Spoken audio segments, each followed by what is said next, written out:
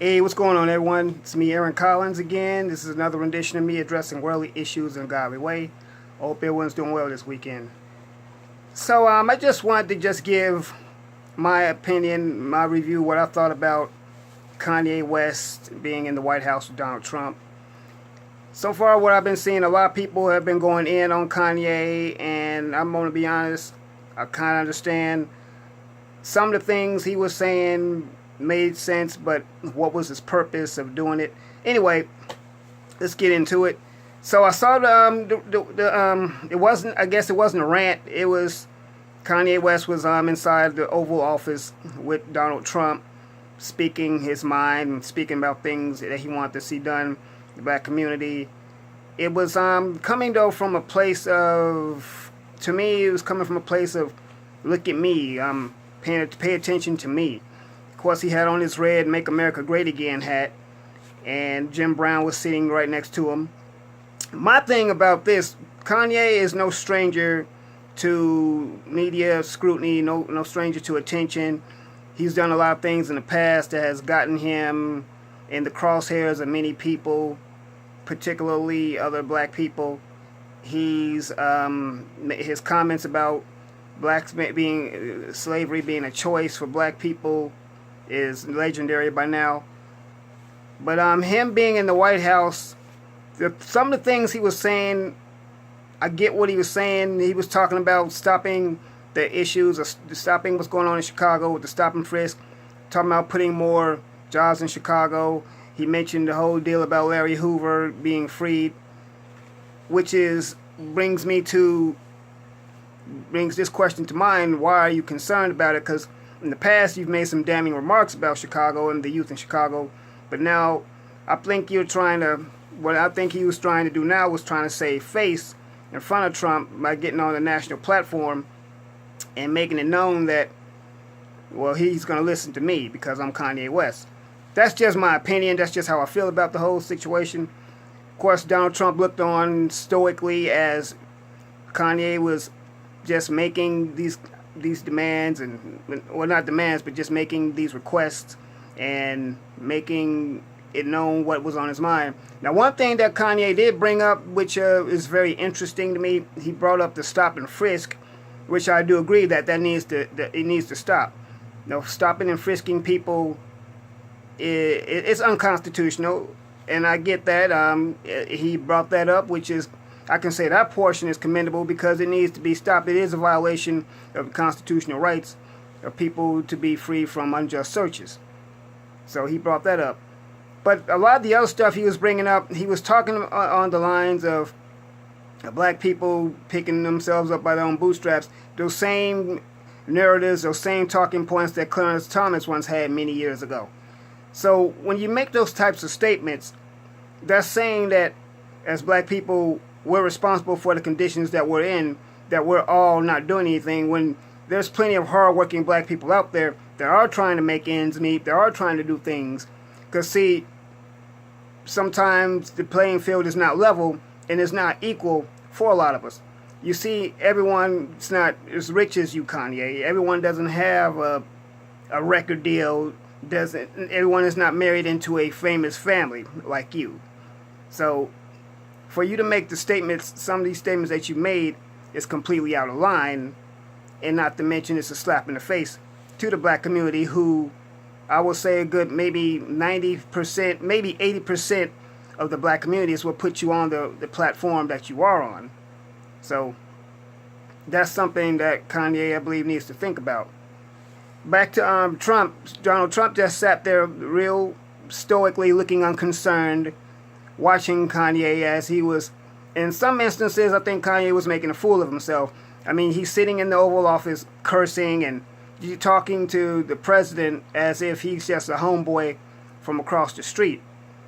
And I hope Kanye doesn't get to the point where he thinks he's got it so good in with Trump or in with the Oval Office, with anyone in the government, that he's got some kind of pass, like he's a magic Negro that he can just say and do what he wants. I hope he doesn't get to that point. I hope he doesn't think, oh yeah, I got it made now, when at any given moment they could turn on him also. I hope he realizes and wakes up that and sees the error of his ways. From what I've been understanding, what I've been hearing, I believe Kanye's been trying to save face ever since the slavery comments. And a lot of people, I'm telling you, a lot of people, it's going to be hard pressed on them. That's going to be hard to forgive him for that. So Kanye, as far as I'm concerned, if you want to make it, if you just want to make a really good impact on the black community, my best bet for you, maybe just to go sit down somewhere. Because folks at this time are also making excuses, saying, oh, he's not mentally there. You know, that's an excuse. There are a lot of people that have mental deficiencies that can function quite well. I'm not saying that is everyone, but there's different varying degrees of mental deficiency. I think Kanye, while I don't doubt that he does have some mental differences and some issues, I still believe he's still functional enough to know some things that what he is doing. So, as far as him being at the White House, I'm just giving my 2 cents. I'm still really undecided on how I felt about it. The whole thing just left a really interesting feel for me. It didn't necessarily leave a bad taste in my mouth, but at the same time, I'm not as really quick to just really get on the bandwagon. I'm not convinced. I'm just wondering what is his point for doing this? Because at the end, when he left the White House, I hear that he went to an Apple store, just jumped on the table and started spouting out some stuff too. So these Kanye outbursts, I'm just saying, it's getting you attention, but in some instances, it's also getting the wrong type of attention. So I just want to put that out there about what I thought about Kanye and the White. I mean, I guess you could call it a rant.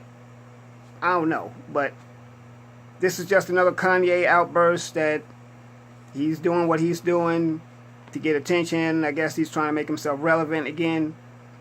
The way I look at it with some of the things he does is, in a way, digging himself a bigger and a deeper hole. So I wanted to put that out there. And this is in no way any diatribe against Kanye. I don't hate Kanye. I don't at all. Actually, I know I pray for Kanye. I mean, I think Kanye's a nice guy. I think he could be a better person if he just gets somewhere and think about his actions. So I really think that he really feels that him and Donald Trump are the best of friends. And he does not realize that Donald Trump's relationship with the black community is not exactly a great one. And once again, Kanye thinks he got the magic Negro pass to just say and go any way he wants to go. He doesn't realize that you're only doing this because they allow you to do it.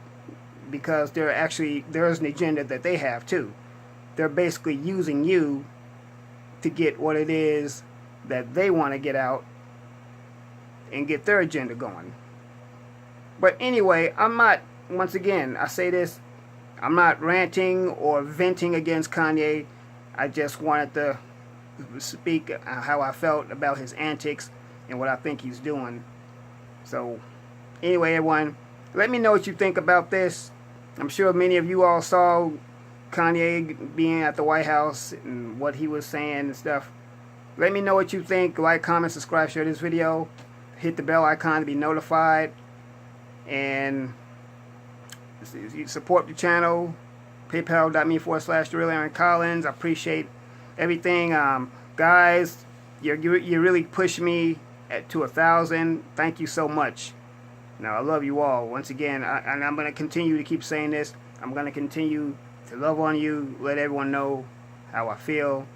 I'm going to continue to come out there and share my wisdom and knowledge with people. Come out there and just tell people the good word, what's up with the world today. So yeah. So I just wanted that to be known. Sorry about that.